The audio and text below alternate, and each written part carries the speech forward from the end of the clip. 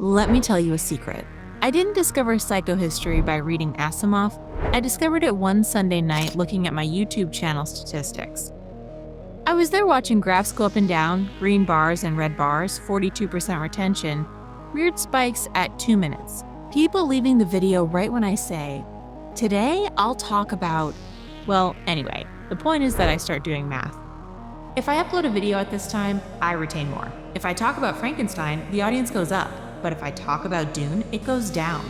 If I say the word trilogy, YouTube gets excited. And without realizing it, I was trying to do math with my emotional future in order to anticipate what the hell my audience wants before they even know it themselves. That was the moment when I thought, okay, Nuria, you're the chief psychohistorian of your own channel. So let me tell you about Foundation. In Foundation, psychohistorians are basically people who are so obsessed with understanding humanity that they end up creating an entire new science. The goal of that science isn't to predict what a single person will do or what you're going to have for dinner tomorrow, but to understand how large groups of people behave over time. By studying massive populations, psychohistory is supposed to predict long-term trends, like the fate of entire civilizations. This video is the first in a series I'll be dedicating to Isaac Asimov's Foundation universe. The series will cover the original trilogy as well as the prequels and sequels. In other words, everything that comes before and after the trilogy. These videos are meant to be watched in order if you want to get the most out of them. You'll know the correct order thanks to the number on each thumbnail. 1, 2, 3, 4, and so on. Or simply by checking the Foundation playlist on my channel, where they'll appear one after another. And if the ending of an episode leaves you wanting more, you can always scratch that itch by jumping to my completed video series on the three-body problem. Check it out, it is a whole in-detail summary of the 3 books, where I've included and recreated some of my favorite scenes. And no, I don't know how many videos I'm going to make in total, okay? Because you already know me, I started with the 3-body problem thinking I'd make 4 or 5 videos, and I ended up making 16. So I'm not promising numbers. I'm just promising that I'm going to have a great time, and that I'm going to try that you also feel the same way as I do about this trilogy. Generally, when we talk about Isaac Asimov's Foundation, we are referring to the entire trilogy, which consists of 3 titles: Foundation, Foundation and Empire, and Second Foundation. And there are also editions like the one I have that combine the 3 volumes into a single book. I love this one because it has beautiful illustrations. But in addition to the story of this trilogy, we have other books that were published 30 years later, which are sequels and prequels related to this story. But you don't need to read the entire saga. The main trilogy by itself is already more than satisfying. I personally recommend that you first read the trilogy and then, if you like it, read the other books. So in that case, the reading order would be the following. In these videos, we're going to start by exploring the main trilogy, and then later we'll look at the other books. Today we're diving fully into Foundation, and I'm going to talk to you about 2 important concepts: psychohistory and the Encyclopedists. Psychohistory, as I've mentioned, is a fictional science created by Isaac Asimov within the Foundation universe, and it is a mixture of advanced mathematics, statistics, sociology, mass psychology, and predictive models. Its purpose is to predict the behavior of large human populations over extensive periods of time. This science cannot anticipate the actions of specific individuals, but it can predict the trends of entire civilizations. In this book, Psychohistory was created by Harry Seldon, the most important mathematician in the galaxy, who was considered a revolutionary genius. And this is where the real problems begin. Not of the galaxy, although that too, but of how the hell these characters' names are pronounced. Well, I'll try to pronounce them however I can, and I don't promise to be consistent throughout the video. The story opens with Gaal Dornick, a young man from a remote world named Synax. This planet is very far from Trantor, which is a hyper-advanced planet where the center of imperial power is located. Gaal is a very intelligent boy, but all this stuff about politics and intrigues on Trantor is very far removed from him. Gaal arrives on Trantor super excited because he's been offered a job with the most famous mathematician in the galaxy, Harry Seldon, also known as the Raven of the Empire. Gaal settles into his hotel room, freaks out for a while looking at Trantor from the window, and feels very much like a galactic hick. And then Seldon himself knocks on the door, basically to tell him this: "Hi, nice to meet you. By the way, the Empire is going to go to hell." So Seldon explains to Gaal what psychohistory is and tells him that according to his calculations, the Galactic Empire is in a phase of irreversible decay and that it is going to end up falling sooner or later. After this will inevitably come a period of chaos and barbarism, which, according to his calculations, will last about 30,000 years. That is, after the Empire falls, there will be a series of wars that will lead humanity back into a state of ignorance from which it will be very difficult to recover. And Gaal is kind of like, "Thanks, that's exactly what I needed for my first day on the job." Obviously, the Empire is not pleased that someone is going around saying your system is going to collapse on its own. I have equations that prove it. So later, Gaal and Seldon are arrested and brought to trial before the Commission of Public Safety, where they are interrogated by the head of public safety, who basically asks them whether they want to provoke a revolution or whether they are making up this data to try to destabilize the Empire. Seldon, very calmly, answers that no, he is not trying to destroy the Empire, that his goal is simply to warn them of what is already inevitable. That is, the Empire is doomed no matter what they do, but they can still do something to reduce the suffering that will come afterward.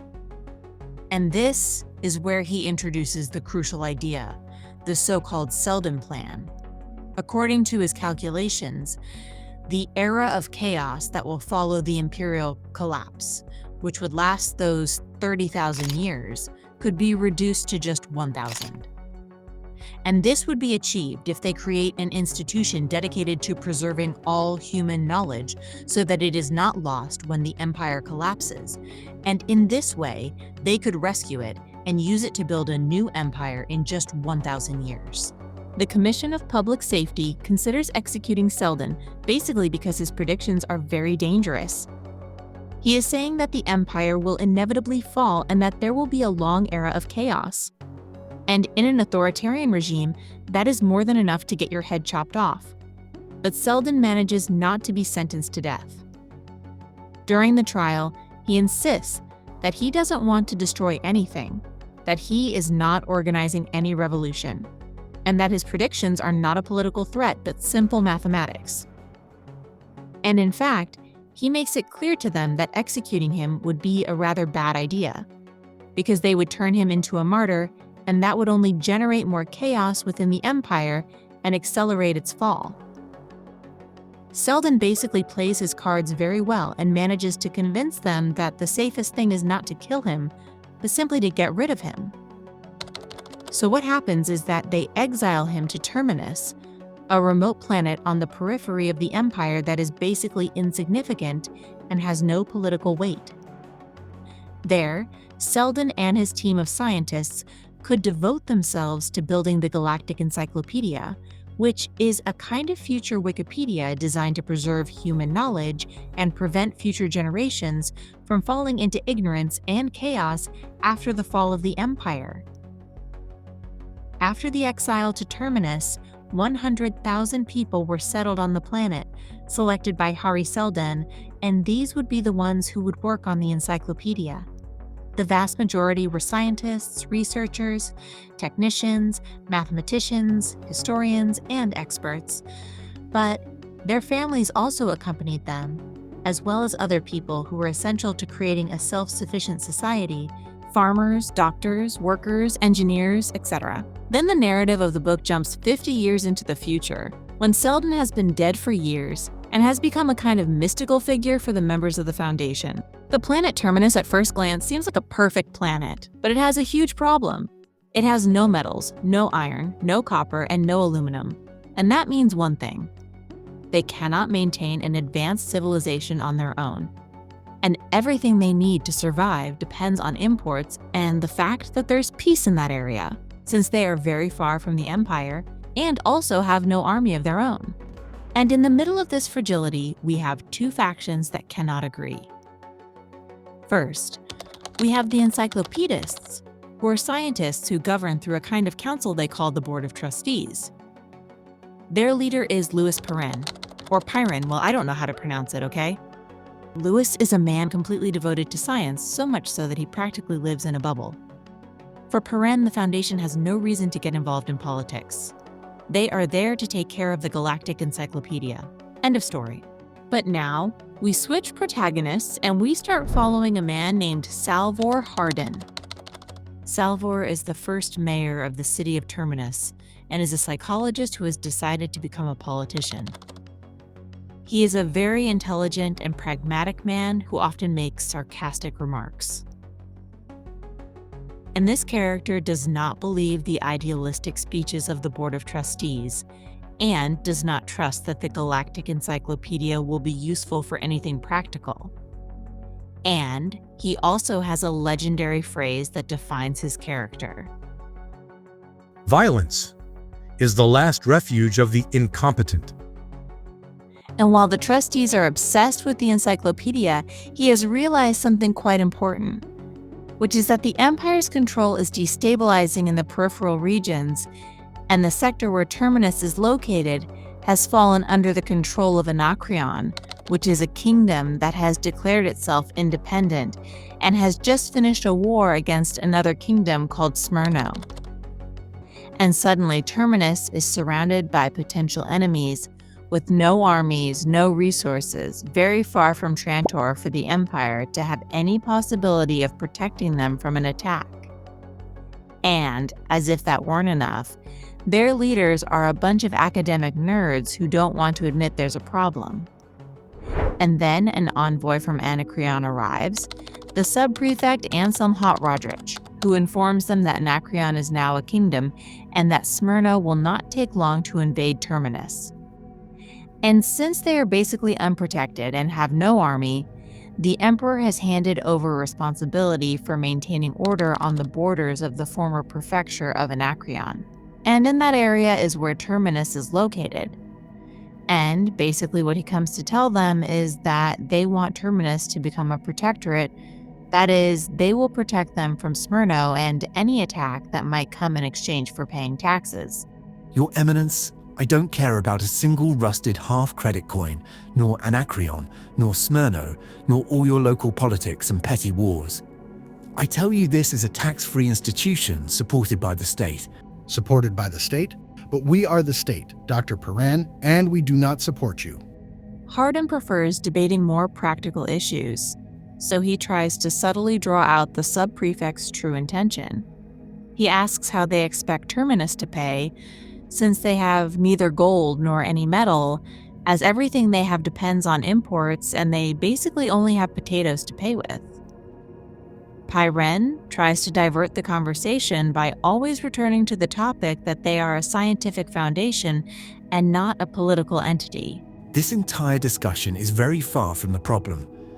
Terminus is not a planet, but a scientific foundation that is preparing a great encyclopedia. For space's sake, man, you have no respect for science. Encyclopedias don't win wars. A completely unproductive world then, and practically uninhabited. Well, you can pay with land.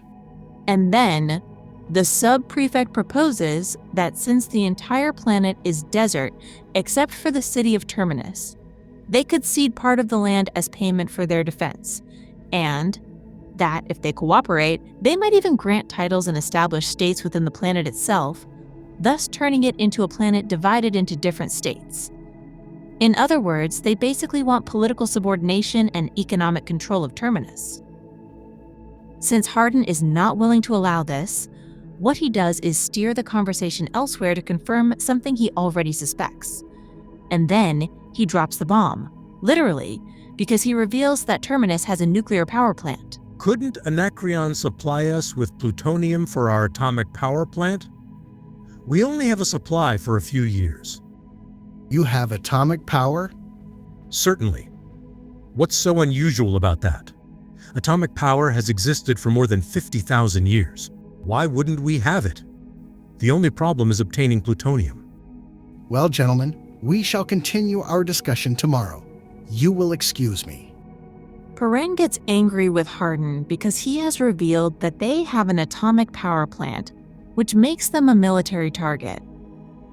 But it turns out that Hardin did it with another intention, which is that from the prefect's response, it can be deduced that he doesn't have much idea how atomic energy works, which means that Anacreon does not have nuclear weapons.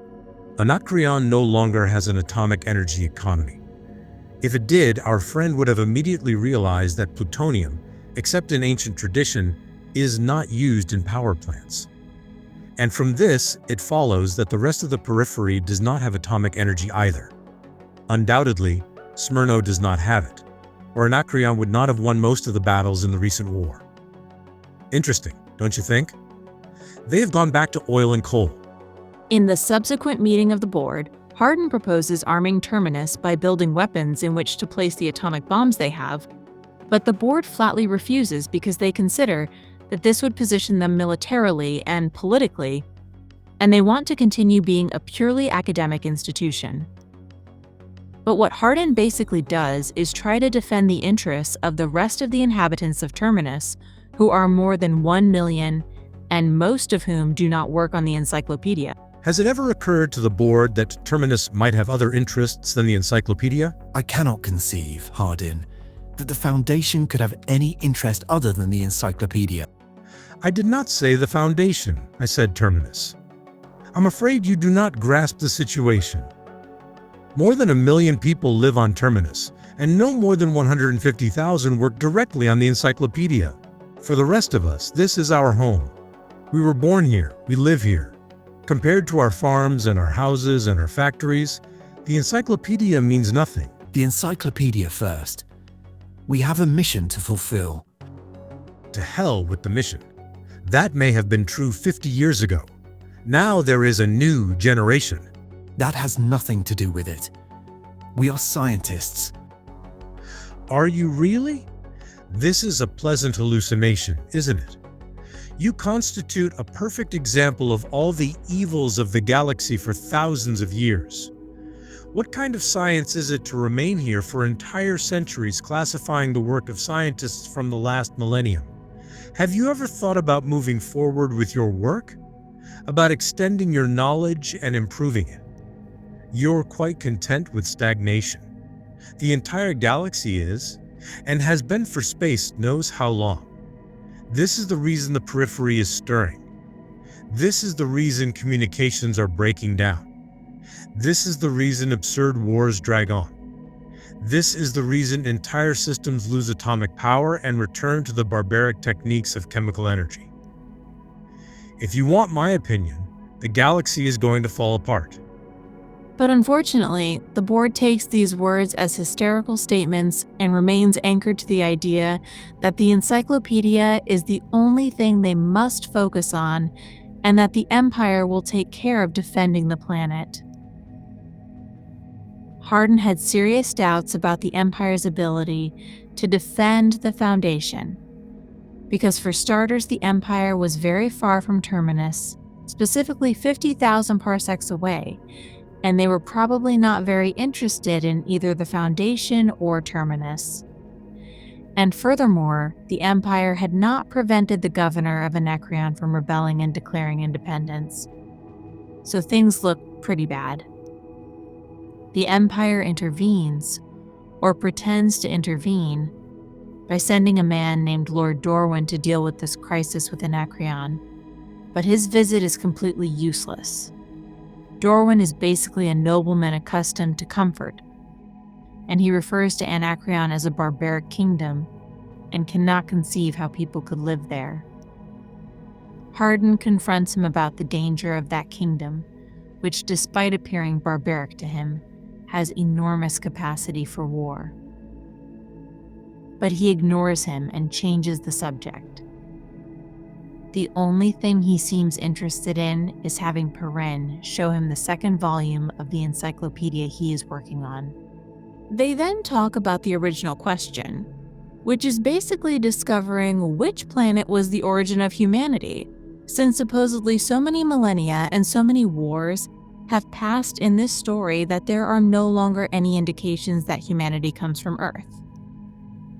In this conversation, Hardin realizes that Dorwin is basically the same as Perrin and the rest of the Encyclopedists, preferring to lock himself in books and draw conclusions from something written 800 years ago rather than traveling there and looking for evidence, which would be the most logical thing. No one knows exactly which system it is. It's been lost in the mists of antiquity. There are theories, however. Sirius, some say. Others insist in Alpha Centauri, or on Sol, or on 61 Cygni. All in the Sirius sector, you see. And what does Lameth say? Well, he goes along a completely new trail. He tries to show that archaeological remains on the third planet of the Arcturian system indicate that humanity existed there before there were any signs of space travel. And that means it was humanity's birth planet. Perhaps. I must read it closely and weigh the evidence before I can say for certain. One must see just how reliable his observations are. But wait, when did this author write his book? It was written about 800 years ago. Of course, he has based it largely on the previous work of Glean. Then why rely on him? Why not go to Arcturus and study the remains for yourself? Why? Whatever for, my dear fellow. Where's the necessity? To get the information asked hand, of course. It seems an uncommonly roundabout and hopelessly impractical method of getting anywhere. Look here now, I've got the works of all the old masters, the great archaeologists of the past. I weigh them against each other, balance the disagreements, analyze the conflicting statements, decide which is probably correct, and come to a conclusion. That is the scientific method, at least, as I see it. How insufferably crude it would be to go to Arcturus, or to Sol, for instance, and blunder about when the old masters have covered the ground so much more effectively than we could possibly hope to do. These words trigger Hardin, who realizes that scientists across the galaxy seem buried in books rather than engaged in real experiments. He thinks that if this is the scientific method, it's no wonder the galaxy was going down the drain. Shortly after Dorwin's visit, they receive a document from the King of Anacreon addressed to Perrin. The letter appears to be a kind of friendly treaty, but in reality it hides a fairly negative message.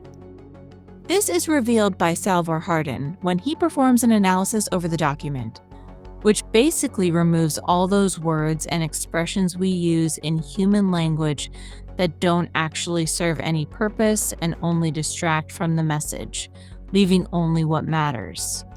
So during this symbolic logic analysis, what happens is that from a 5-page document you are left with only the essentials, which is probably about half a page. And the analysis of this document from the King of Anacreon revealed that it was actually a kind of ultimatum that, in other words, said this: You give us what we want in a week, or we take it by force. Hardin presented this document to the Board of Trustees, but it was not enough to wake them from this kind of encyclopedia sickness they were in. So what he did was also show them the result of 2 analyses. He began by showing them the result of Anacreon's treaty with the Empire, which was a 5-page document of dense handwriting. Symbolic logic demonstrated that about 90% of the treaty was of no importance, and the elimination of unnecessary words turned this 5-page document into barely 2 sentences. Obligations of Anacreon to the Empire? None. Powers of the Empire over Anacreon? None. This alone unleashed confusion and concern in the Board of Trustees.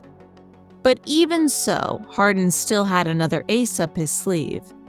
He had taken the liberty of recording all the conversations with Lord Dorwin during the 5 days he was on Terminus, and had sent them to the Logic Division so they could also apply this system of symbolic analysis. This last analysis was the most complicated of all, and in Salvor Hardin's words, the result was that after eliminating meaningless statements, vague ramblings, useless qualifications, and in short, all the flattery and filler, the analysis showed that nothing remained. That is, everything Lord Dorwin had said over 5 days had been eliminated.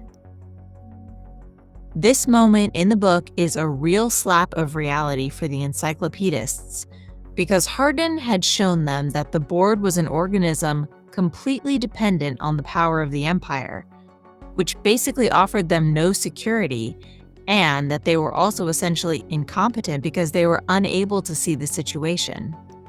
And this is what triggers a great crisis in the Foundation, which had actually been foreseen and calculated by Harry Seldon 50 years earlier and had been given a name. It had been called the First Seldon Crisis. And supposedly it would be the one that would force the Foundation to go from being a purely academic institution to becoming a political group. After Hardin demonstrated that the Empire had no power over Anacreon and that Anacreon was trying to invade them in the middle of the war against Smyrno, one of the members of the board said that their only alternative was to allow Anacreon to establish a military base on Terminus. And Hardin agrees with this because they have very little room to maneuver and cannot refuse the request. But what he does tell them is that they should already start planning how they intend to expel them from the planet as soon as possible, and not in a violent sense, because later he uses this phrase, which is very iconic for the character and that he repeats throughout the book. Violence is the last refuge of the incompetent. He explained to them that the whole idea of building a military base on Terminus was basically a huge lie, and that Anacreon's true intention was to occupy the planet completely and then impose its own feudal system, thus turning Terminus into a set of agricultural states controlled by a peasant aristocracy. In short, they wanted the whole cake, and to disguise it as protection against Smyrno. But despite the evidence Hardin was showing them, the board continued to believe that it was more important to focus on the Encyclopedia than on the planet's security, because the Encyclopedists had an almost religious faith in Harry Seldon and the mission. So they concluded that Seldon had foreseen the situation they were in, and that precisely for that reason he had built the Time Vault, which was a sealed room controlled by a kind of clock that was supposed to open on the Foundation's 50th birthday in order to send them a message. And several of the Encyclopedists believed that Seldon had built this room to communicate with them and give them the solution to the problems that were appearing. So some members of the board clung to these predictions of Seldon in order to continue waiting for the solution to fall from the sky and not have to do anything themselves. On the other hand, Salvor Hardin understood perfectly well that Harry Seldon was not a magician capable of dictating the Foundation's fate or saving it from every crisis. He knew very well that Harry Seldon was only a psychologist, and he understood psychohistory as a kind of statistics blended with psychology. For that reason, Hardin insisted that they could not simply wait for Seldon to hand them solutions, but had to find those solutions themselves. If Seldon had been able to predict a way out of the crisis 50 years earlier, then Hardin believed they should be able to recognize it now. He even suspected that Seldon had deliberately ensured there were no psychologists on Terminus, because a trained psychologist might have seen through the plan far too early. But since the members of the board continue to not want to do anything and wait for the solution to arrive somehow, Hardin prepares a coup d'etat and gets ready to take control of the board. He does this at the very moment the Time Vault opens, taking advantage of the fact that the trustees would be listening to Seldon's message and would be too distracted to realize. For this, he asks to his friend Johann Lee to help him alongside other men. On the 50th anniversary of the Foundation's founding, the Time Vault finally opened. It revealed an empty glass cubicle that occupied nearly half the room. Moments later, a three-dimensional image of Harry Seldon appeared, and through a recorded message, Seldon revealed several important truths about the situation they were facing. However, for Salvor Hardin, very little of it came as a surprise. The Encyclopedia Foundation, to begin with, is a fraud, and always has been. The fraud served to obtain the Emperor's approval and allow them to establish a colony of 100,000 people on Terminus who would be essential for the plan. And with that lie, he managed to keep them all busy until it was too late to back out of the project. We attracted the 100,000 humans necessary for our scheme, and by it we managed to keep them preoccupied, while events shaped themselves, until it was too late for any of them to draw back. The objective of Seldon's true plan was the same as that of the Encyclopedia: to reduce this 30,000-year period of barbarism to just 1,000 years. But Seldon adds that if they were to discover the details of the plan, their freedom of action would increase and then the plan could fail. And that is why, during those 50 years in which the Foundation was establishing itself on Terminus, he had hidden his true plan from them. He also reveals to them that on the other side of the galaxy he created another Foundation, and that both would be the seed that would create the new empire that would replace the current empire once it had fallen. And he also warns them that they will go through several successive crises, and that in them, the Foundation's freedom of action will be so limited that they will only have one possible path. Terminus and its companion Foundation at the other end of the galaxy are the seeds of the Renaissance and the future founders of the Second Galactic Empire. And it is the present crisis that is starting Terminus O to that climax. This, by the way, is a rather straightforward crisis, much simpler than many of those that are ahead. To reduce it to its fundamentals, it is this. You are a planet suddenly cut off from the still civilized centers of the galaxy and threatened by your stronger neighbors.